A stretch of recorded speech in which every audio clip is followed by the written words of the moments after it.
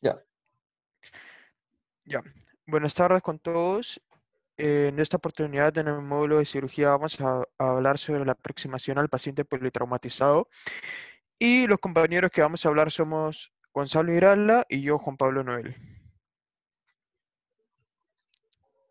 Entonces, vamos a hablar sobre la aproximación en el paciente politraumatizado. Primero, lo que vamos a evaluar es la historia clínica.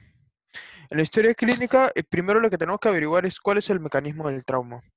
En el caso de que sea una colisión, si una colisión en automóvil, un transeúnte versus automóvil, que también tenemos que aprender a diferenciar entre una baja o alta velocidad. También bicicleta relacionada o no a un automóvil o una caída, ya sea un impacto vertical u horizontal. Entonces, para esto, les he colocado esta tabla para que puedan tener más o menos de cuáles son las injurias potenciales dependiendo del mecanismo que se ha generado, ¿no? Entonces, para empezar, en el caso de que sea una colisión en un vehículo motorizado, en el caso de que haya habido una colisión de cabeza, tenemos que ver por injurias faciales, injurias en extremidades inferiores o también injurias aórticas. Y bueno, y como podemos ir viendo en cada uno de los componentes, tenemos el mecanismo de injuria y las injurias potencialmente asociadas, ¿no? Que tenemos que tener en cuenta. Y esto más lo dejo para que lo puedan leer personalmente porque cada mecanismo tiene su injuria característica. Entonces, acá tenemos más, también tenemos, por ejemplo, en el caso de que sea un peatón con un automóvil, bicicleta o caídas, ¿no? Por ejemplo, en el caso de un peatón con un automóvil, si es a baja velocidad, normalmente se pueden ver fracturas de la tibia o fracturas de la rodilla, y en el caso de que sea una a alta velocidad, se tiene que ver la triada de Waddell, que es, por ejemplo, la fractura de tibia y la fíbula o fémur, injurias en el tronco, injurias craneofaciales, entre otras. Y bueno, de ahí tenemos también, por ejemplo, las de bicicletas que pueden ser relacionadas o no con los automóviles y que pueden ser injurias en la cabeza, y también puede haber lesiones a nivel de órganos viscerales, ¿no? Como por ejemplo el vaso, el hígado, injurias intraabdominales o penetrantes. Y en el caso de que no sean relacionados con automóviles, las injurias de extremidades, ¿no? Y finalmente, otra de las categorías que se tienen que ver son sobre las caídas, y hay que tener en cuenta si son verticales u horizontales, ¿no? Y a la derecha tenemos las injurias potenciales de que pueden generar este mecanismo, ¿no? Y bueno, ahora tenemos lo que es la evaluación y el manejo. Para la evaluación y manejo tenemos que tener en cuenta la evaluación A, B, C y D, que son en 10 segundos de evaluación, donde tenemos que primero identificar al paciente, preguntar por su nombre y preguntar qué pasó. Entonces, ¿cuál es la finalidad de estas tres preguntas? Primero, que una respuesta apropiada sugiere que no hay mayor compromiso de la vía aérea, porque estamos evaluando la habilidad para hablar normal. También podemos evaluar si hay una respiración no severamente comprometida, como por ejemplo el movimiento del aire para poder hablar. Y también evaluamos lo que es el nivel de conciencia, ya que al momento de que el paciente nos responde, podemos considerar que está suficientemente alerta para describir lo sucedido. Y en el caso de que no pueda responder a cualquiera de estas tres preguntas, ya tenemos que tener en cuenta de que hay una normalidad en la evaluación A, B, C y D, por lo cual sugiere una evaluación urgente y de manejo. Entonces, ¿cuáles son estas iniciales A, B, C, D y E? Entonces, primero tenemos A, que es la vía aérea, que tenemos que ver por obstrucción en las vías aéreas o injuria en la columna cervical. También tenemos que ver la respiración, ya que pueden haber condiciones que puedan comprometer la vida del paciente, como un neumotórax a tensión, un edema pulmonar o un broncoespasmo. También tenemos que ver lo que es la circulación, ya que el paciente puede estar en un shock hipovolémico por algún sangrado profuso. También puede haber un shock obstructivo, distributivo, cardiogénico. También tenemos que ver lo que son las deficiencias neurológicas, como por ejemplo lo que son las convulsiones, la hipoglucemia, la meningitis, la hemorragia intracraneal, infarto o intoxicación. Y finalmente, a qué ha estado expuesto, ¿no? Entonces, en esto en la exposición lo que tenemos que ver es primero la temperatura, ver la hipotermia o la hipertermia, si hay condiciones en la piel que son críticas, como lo que es la fascitis o la urticaria. Entonces vamos a pasar a la primera letra, que es la A, que es de la vía aérea. Acá lo que tenemos que ver son por injurias severas que pueden causar obstrucción de la vía aérea o una ventilación inadecuada, ya que esto nos puede llevar a un desenlace fatal que es la hipoxia y muerte en minutos. De ahí lo que tenemos que hacer es colocar al paciente en posición Trendelenburg inversa o elevar la cabeza a 30 grados como se puede ver en la imagen y si no hay riesgo para evitar lo que es el riesgo de la columna cervical, ¿no? Y de esta manera lo que se reduce es el riesgo de la aspiración y una mejora de la capacidad pulmonar. A la derecha podemos ver la imagen para que se puedan hacer una idea. Luego tenemos que evaluar lo que es la vía aérea, ¿no? Entonces, como bien lo mencioné al principio, estas tres preguntas, ¿no? La identificación al paciente, preguntar por su nombre y preguntar qué pasó. Entonces, empezamos con cuál es tu nombre y lo que tenemos que esperar es una respuesta clara. De ahí tenemos que observar la cara, cuello, tórax y signos de dificultad respiratoria. Luego tenemos que inspeccionar lo que es la cavidad orofaringea y finalmente inspeccionar y palpar el cuello anterior. Entonces, ¿qué pasa si nuestro paciente está inconsciente? Lo que tenemos que hacer es proteger la vía aérea inmediatamente luego de retirar las obstrucciones posibles que puedan haber en el accidente, ¿no? Entonces, hay algo que tenemos que tener en cuenta. ¿Cuáles son los signos de dificultad respiratoria en el caso de que lo pueda presentar el paciente, ya que esto se ve en el punto de observar?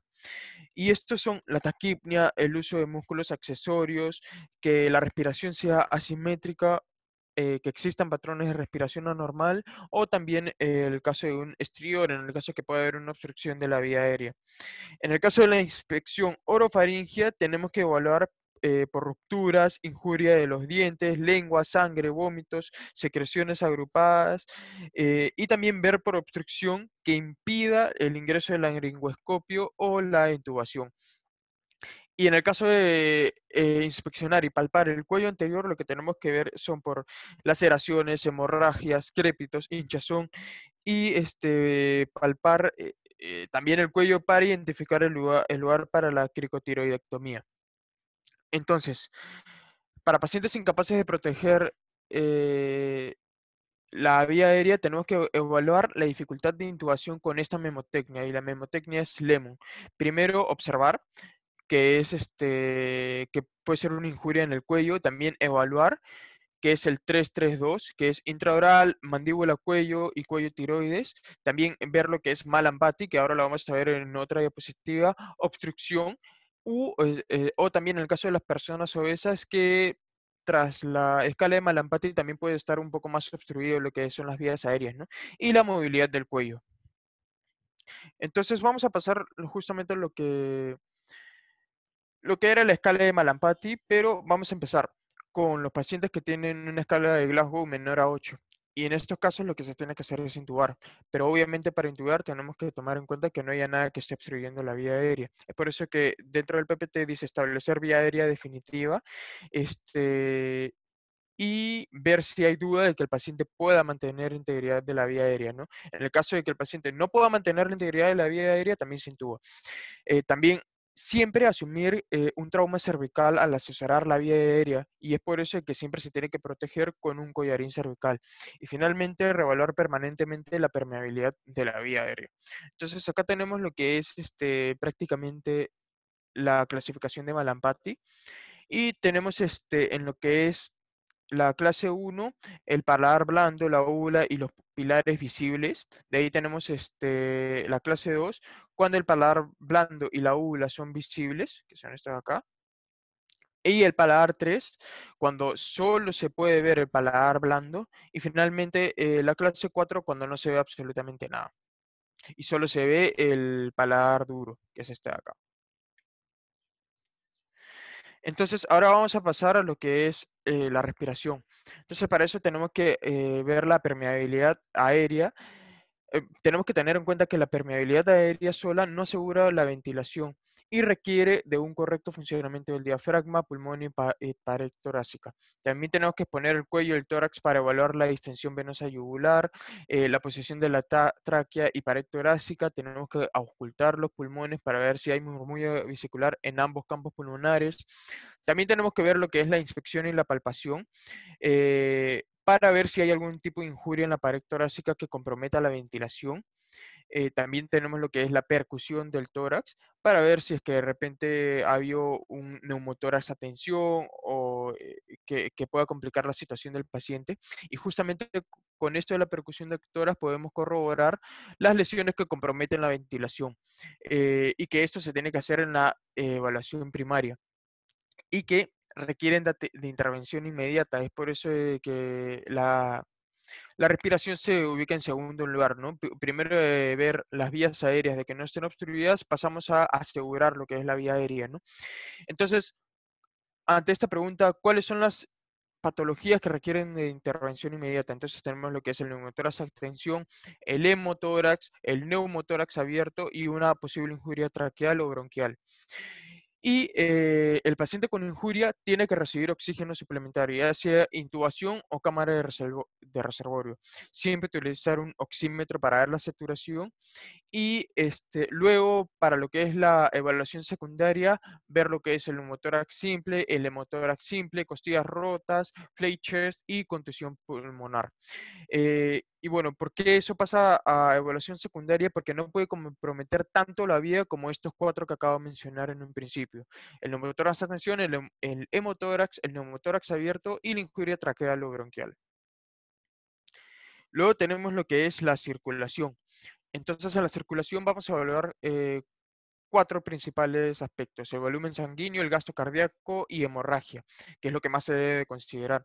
En el caso del volumen sanguíneo y gasto cardíaco, tenemos que ver principalmente por hemorragias y evaluar el estado hemodinámico. Entonces, una vez que ya descartamos que haya compromisos de la vía aérea, como por ejemplo el hemotórax a tensión, como causa de shock, se tiene que considerar alguna pérdida sanguínea como causa de la hipotensión. ¿Y cómo podemos evaluar esto? Primero con el nivel de conciencia, con las tres preguntas que hemos planteado al principio, que nos indicaría una reducción de la perfusión cerebral. Luego tenemos que ver la perfusión sanguínea para evaluar en el caso que haya una hipovolemia y luego el pulso, que normalmente ante un pulso rápido podemos considerar de que el paciente está entrando en un estado de hipovolemia. Evaluar siempre lo que es la arteria femoral y carótida bilateralmente para evaluar lo que es la cualidad, frecuencia y regularidad. En el caso de las hemorragias, lo que tenemos que determinar es si la hemorragia es externa o interna.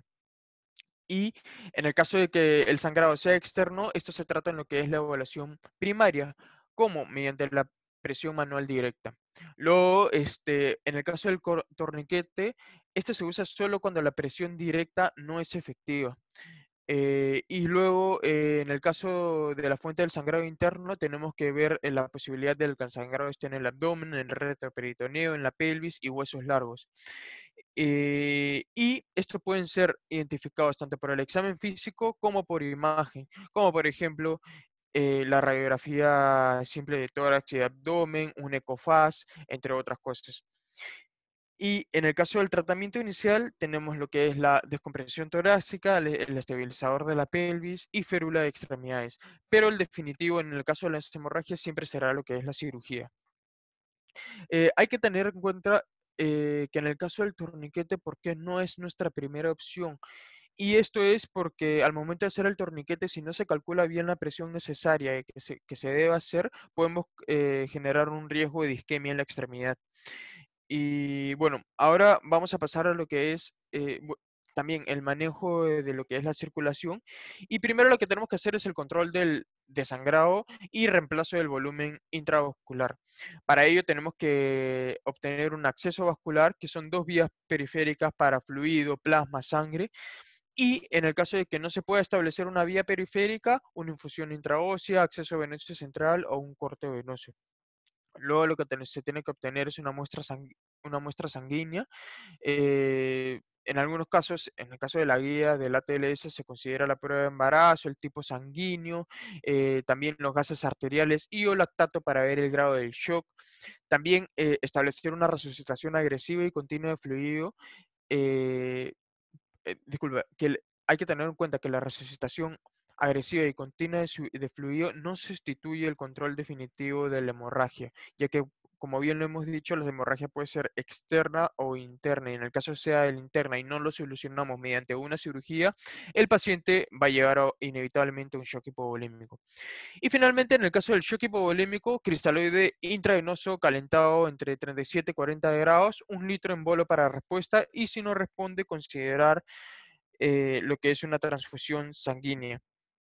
Y hay algo que tenemos que tener en cuenta: si bien se usan los cristaloides, hay que evitar su abuso, ya que en algunos casos se ha visto que puede aumentar la mortalidad.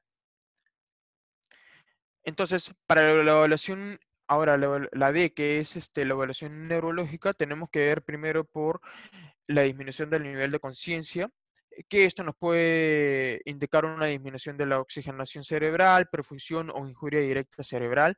También tenemos que ver el nivel de conciencia alterado para reevaluar oxigenación, ventilación y perfusión. También tenemos que considerar lo que es la hipoglicemia, el alcohol, los narcóticos y otras drogas que pueden ocasionar la disminución del nivel de conciencia. Pero siempre se tiene que asumir que es una injuria al sistema nervioso central hasta que se demuestre lo contrario. ¿Con esto qué quiere decir? Que no podemos poner por encima de una injuria a nivel del sistema nervioso central una intoxicación, como por ejemplo por alcohol, narcóticos o un caso de hipoglicemia. Luego lo que tenemos que hacer también es mantener la oxigenación y perfusión, que son los objetivos principales de manejo inicial. eh, y hay que tener en cuenta que la injuria cerebral puede estar ausente al inicio y manifestarse después. Y siempre realizar una consulta a neurocirugía al reconocer una posible injuria, ¿no? Entonces acá lo que les he puesto a la derecha es la escala de Glasgow, que es la manera más fácil de poder realizar la evaluación neurológica. Y bueno, y finalmente, la exposición. Entonces, ¿qué queremos hacer con esto? Primero lo que se tiene que hacer es desvestir al paciente cortando la ropa para examinar y evaluar, y luego de evaluar, cubrir al paciente con mantas calientes para evitar lo que es la hipotermia. Como bien lo mencioné antes, en el caso de agregar los fluidos intravenosos en el posible caso de shock, lo que se tiene que hacer es calentar los fluidos antes de la infusión, si no lo ponemos al paciente en riesgo de llegar a una hipotermia, y mantener el ambiente caliente. Eh, Ahora, la hipotermia se puede dar al llegar al departamento de emergencia si está descubierto. También, como bien lo he mencionado, la administración rápida de fluidos o no haberlas calentado previamente, o en el caso de administrar una sangre refrigerada, que esto puede llegar a ser letal. Y finalmente, lo recomendado es elevar la temperatura del ambiente, calentar los fluidos intravenosos a 39 grados, y que se puede usar en el caso, en el peor de los casos, un microondas para los fluidos intravenosos, menos lo que es la sangre, obviamente, ¿no? Y bueno, acá a la derecha les he puesto un cuadrito más o menos para que recuerden que la hipotermia se puede presentar en admisión, y para eso, como bien lo he mencionado, es calentar el ambiente, usar mantas o calentar los fluidos antes de administrarlo. Y como bien lo mencioné, la hipotermia se puede desarrollar después de la admisión. ¿Cómo se previene? Controlando la hemorragia rápidamente, calentando los fluidos, asegurando el calor del ambiente y también utilizando las mantas. Entonces, ¿qué tenemos adjunto a lo que es la evaluación primaria mientras vamos evaluando en el A, B, C, D y E? Entonces, lo esencial para poder hacer la evaluación del paciente es el oxímetro, un electrocardiograma, una radiografía, también una sonda Foley para ver lo que es el gasto urinario del paciente, y finalmente, en el mejor de los casos, un catéter gástrico. Finalmente, para lo que es la transferencia del paciente, eh, ¿qué es lo que tenemos que tener en cuenta? Que los hospitales con recursos limitados deben trasladar los pacientes al centro de trauma más cercano. Luego, que hay más riesgo de muerte cuando no se transfiere a los pacientes. También la demora del traslado se asocia a un aumento de mortalidad, y la tomografía solo se realiza en los que pueden ser tratados apropiadamente en el primer centro de llegada. De lo contrario, se tiene que transferir a otro centro de salud antes de realizar las imágenes. Y finalmente, solo realizar pruebas que permitan resucitar, estabilizar y asegurar una transferencia segura del paciente. Nada más. Y bueno, ahora vamos a pasar lo que es la evaluación secundaria de las que le va a hablar mi compañero Gonzalo Irala. Bien, muchas gracias, Juan Pablo. Bueno, Juan Pablo se podría decir que ya hizo la parte más tediosa y complicada de lo que es la aproximación inicial al paciente politraumatizado. En este caso me toca complementar todo esto en lo cual nosotros nos hemos basado a través de la guía del ATLS para el manejo del paciente con politrauma. En este caso, tras hacer la evaluación primaria al paciente y todos estos procedimientos complicados de manejo inicial, en lo que consta la evaluación secundaria de por sí es evaluar el traslado directo del paciente inestable a la sala de operaciones o alguna sala para realizar algún procedimiento dirigido que el paciente refiera, ¿no? Debido a que el compromiso que va a tener no va a ser ni localizado ni limitado a una sola zona, va a encontrar un montón de dificultades el examinador clínico en ese entonces el paciente va a requerir un abordaje no solo multidisciplinario, sino también sistémico. El pilar de este paso de la evaluación del paciente politraumatizado es básicamente hacer una evaluación física completa, ¿no? Con el fin de complementar la evaluación primaria. ¿Por qué? Porque en la evaluación primaria, si bien es cierto, es un abordaje inmediato, suele ser muy superficial, ya que llega a haber momentos en los cuales quizás se nos escapa uno que otro hallazgo que pueda tener el paciente, que en la evaluación primaria no se encontró. Entonces, es por eso necesario realizar una segunda evaluación, que en este caso sería la evaluación secundaria. ¿Por qué? Justamente como aquí es subrayado en rojo, para evitar que pasen desapercibidas algunas lesiones, que en su mayoría suelen ser ocultas, ¿no? Como dije, al inicio el abordaje suele ser tan rápido que pasan desapercibidas estas lesiones, entonces se hace la evaluación secundaria para poder descartar de que hay algún tipo de lesión. En este caso, ¿qué incluye la evaluación secundaria? Incluye una anamnesis completa ya con el paciente estabilizado, un examen físico eficiente que pueda comprometer la gran mayoría de sistemas y solicitar pruebas diagnósticas dirigidas, ¿no? Eh, Dentro de las lesiones, las cuales pueden pasar desapercibidas y suelen encontrarse en una evaluación secundaria, son las siguientes. Secundario, quizás un traumatismo abdominal cerrado, puede haber injuria de víscera hueca, algún tipo de injuria pancreatoduodenal, algún tipo de ruptura diafragmática. Quizás cuando se trata de algún trauma abdominal penetrante, pueden haber injurias tanto rectales como ureterales. Cuando se trata de un traumatismo torácico, puede haber injuria aórtica, quizás un taponamiento cardíaco secundario a un golpe en el tórax o algún tipo de perforación esofágica también, ¿no? Y finalmente, si es que hay traumatismo de alguna extremidad, sea superior o inferior, bueno, es evidente que el paciente va a presentar fracturas, ¿no? Especialmente en aquellas extremidades distales.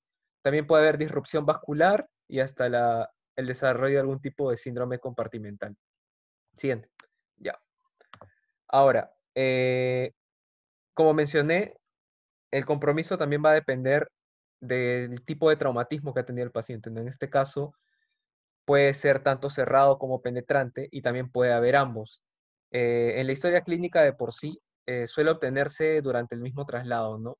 Sin embargo, como dije, una evaluación primaria, al ser tan superficial, porque en ese momento lo que prima es la vida del paciente, en situaciones de emergencia puede haber mucho sesgo, ¿no? Es por eso que también se realiza la evaluación secundaria, para que uno que otro dato de la historia inicial no pase desapercibido. En este caso es importante hacer énfasis en el mecanismo de traumatismo, como ya dije, ¿no? En caso sea un traumatismo cerrado, hacerle la pregunta al paciente o quizás al acompañante si es que el paciente en ese momento estaba utilizando cinturón de seguridad, si en caso sea relacionado a un vehículo, si el vehículo tenía airbag y si el mismo se activó al momento del impacto, cuál fue la dirección del impacto y la dirección del cuerpo frente al impacto, si es que hubo algún daño en el automóvil, cuánto fue la distancia mediante el cual el cuerpo fue expulsado, en este caso sea de un vehículo o no, cuánto ha sido la distancia de caída, en caso haya sido una caída, el paciente haya salido volando del automóvil o quizás un intento de suicidio, y sobre qué parte de su cuerpo cayó, ¿no? Porque de acuerdo a eso también podemos ir guiando la aproximación al paciente.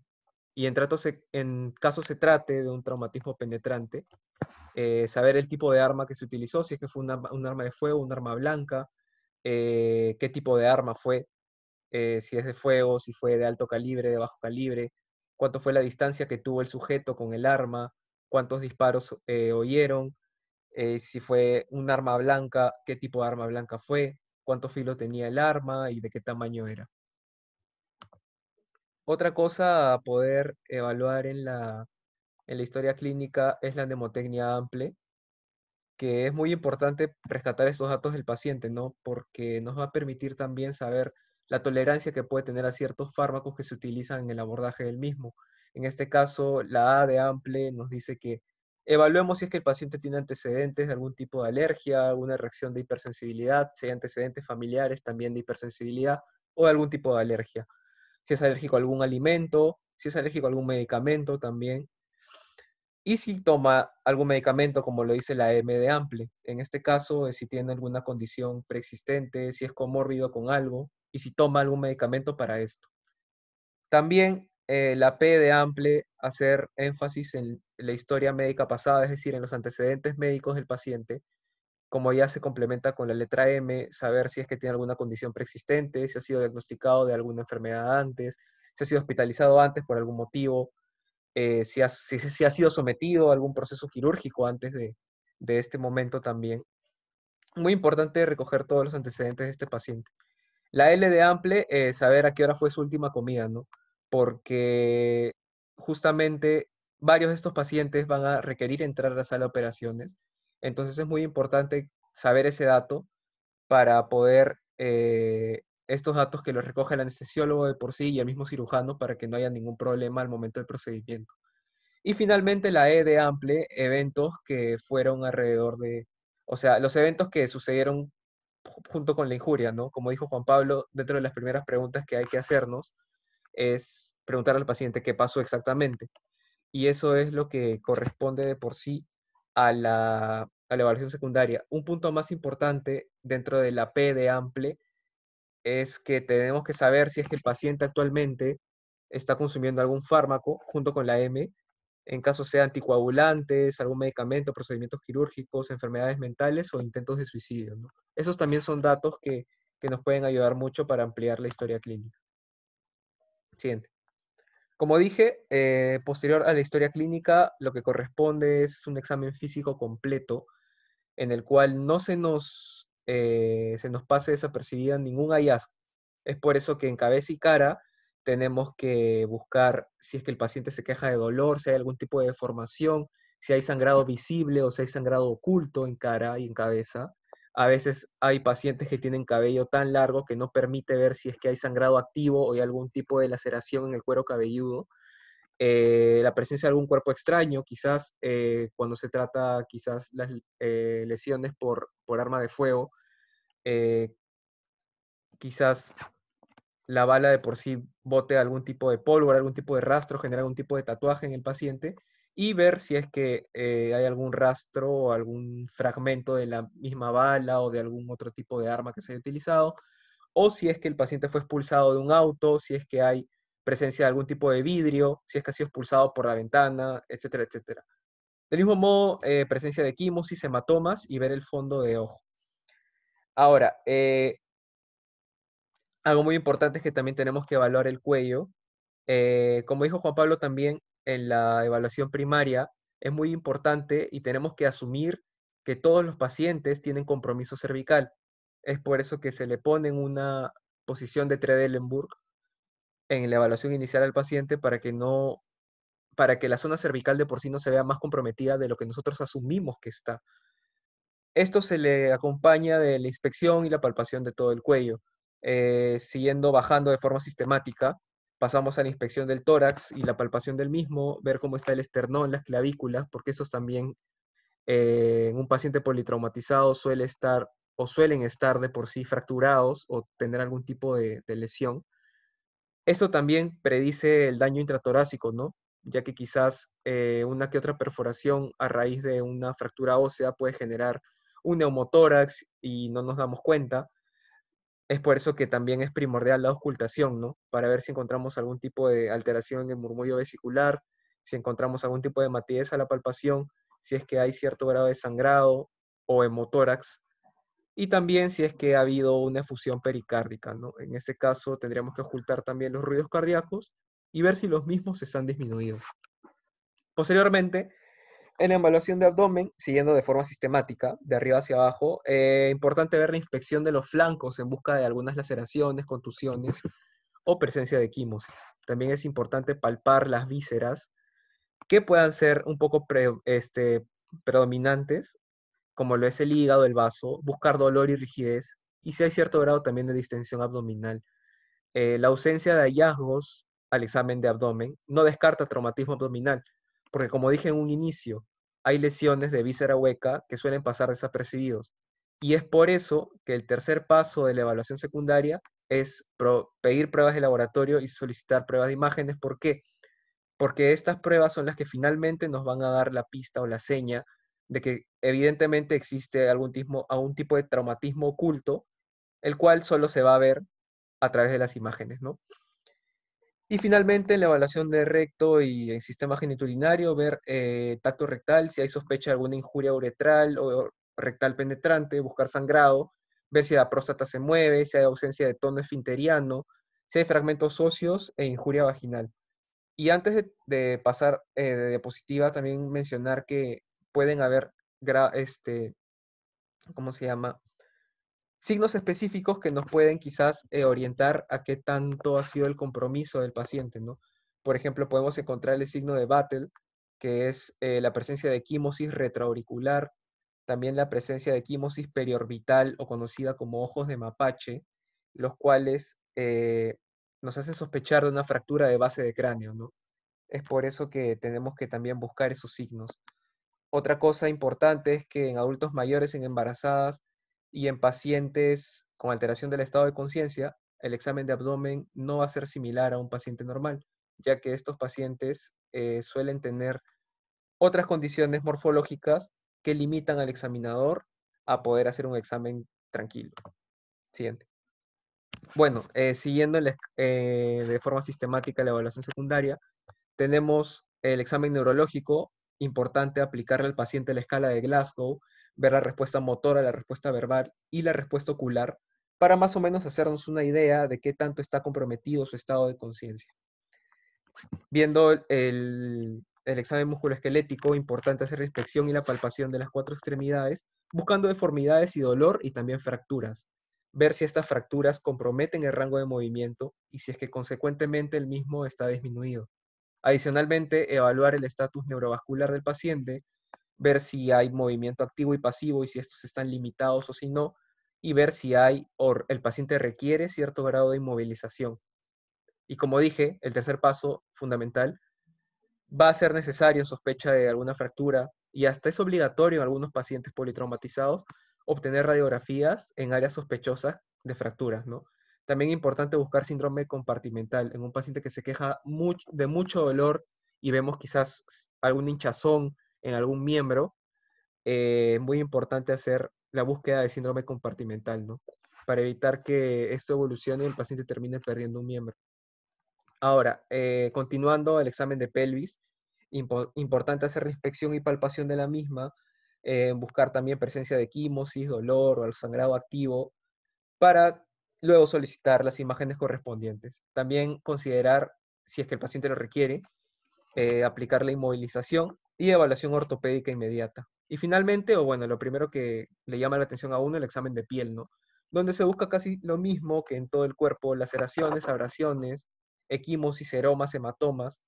Inspección especialmente en zonas muy olvidadas, ¿no? Como puede ser el cuero cabelludo, como dije, hay pacientes con mucho cabello que no, el mismo no les permite visualizar al examinador clínico el compromiso o la extensión del compromiso que tiene, los pliegues axilares, el periné y algunos pliegues abdominales en pacientes obesos, ¿no? Otra cosa muy importante es que un paciente politraumatizado, el mismo puede presentar también lesiones, traumatismos abiertos, ¿no? Fracturas abiertas, las cuales su tratamiento de por sí incluye irrigación con suero salino y el debridamiento correspondiente, ¿no? También aplicar, si es que lo requiere el paciente, gasas limpias y antibióticos profilácticos en caso sea una herida abierta, para evitar que la misma se infecte o corra riesgo de infectarse. Como mencioné también antes, el síndrome compartimental postraumático es importante, ¿no? En la morbilidad del paciente, ya que, como dije, puede llegar hasta perder el miembro. Es por eso que en pacientes, y vuelvo a hacer énfasis en esto, que se quejan de dolor que aumenta, sienten los compartimentos tensos y el dolor es insoportable, de por sí tenemos que sospechar de síndrome compartimental e iniciar las medidas correspondientes. Siguiente. Y finalmente, para concluir con la aproximación inicial al paciente politraumatizado, después de hacer una historia clínica y un examen físico completo, ya son las dos pruebas de imágenes más solicitadas, ¿no? Para poder ver qué tanto ha sido el compromiso óseo y visceral. Óseo específicamente, y más nos ayuda la radiografía. Primordialmente son solicitadas para evaluar la columna, la pelvis y algunas extremidades en búsqueda principalmente de fracturas, dislocaciones o algún tipo de cuerpo extraño que se encuentre eh, en alguna parte que se pueda evidenciar en la radiografía.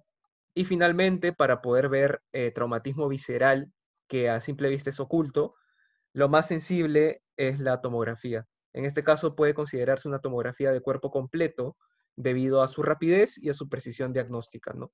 En condiciones como un paciente con traumatismo de alto riesgo, algún tipo de explosión o colisiones a alta velocidad o caídas de grandes alturas, lo más ideal es pedir de arranque una tomografía y una radiografía para ver tanto fracturas como traumatismo abdominal, interno u oculto.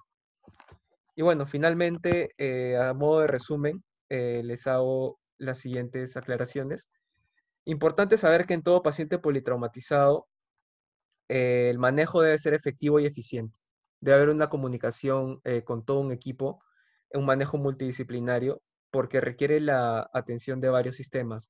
Un punto importante es que el politraumatismo es la causa principal de muerte a nivel mundial. Es por eso que la gran mayoría de nosotros debemos saber cómo actuar frente a un escenario de un paciente politraumatizado. La aproximación de por sí, como dije, es sistemática y dirigida a mejorar los resultados y reducir la mortalidad del paciente. ¿Por qué? Porque justamente si queremos reducir la mortalidad del paciente, es ideal que en una evaluación primaria prime la vida del paciente.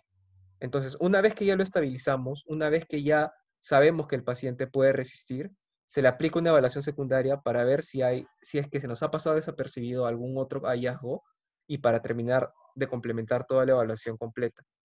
Importante énfasis en la guía de la ATLS, que es en la cual nosotros nos hemos basado para hacer esta presentación. También que en obstrucción de vías aéreas es la causa importante de muerte prevenible entre pacientes politraumatizados, ¿no? Por eso el manejo inicial es el ABCD. Dentro de la A se encuentra el manejo de las vías aéreas, ¿no? Y la hemorragia suele ser la causa más importante de muerte prevenible entre pacientes politraumatizados. Es por eso que en la evaluación secundaria se busca hemorragia oculta o daño de víscera hueca que esté generando sangrado oculto. Entonces, como nos damos cuenta, las dos principales causas de mortalidad en un paciente politraumatizado, siendo la obstrucción de vía aérea o la hemorragia, son condiciones las cuales son muy bien cubiertas tanto por la evaluación primaria como por la evaluación secundaria. Es por eso que la guía de la ATLS nos brinda un buen abordaje frente al paciente o bueno, frente al momento inicial en los cuales tenemos que actuar frente a un paciente politraumatizado. Y bueno, eso sería todo por esta ocasión. Muchas gracias por su atención. No sé si Juan Pablo quiere decir algo. Muchas gracias por su atención. Espero de que también la presentación haya sido de su agrado y espero que le pueda servir en lo que respecta al módulo de cirugía. Muchas gracias. Muchas gracias.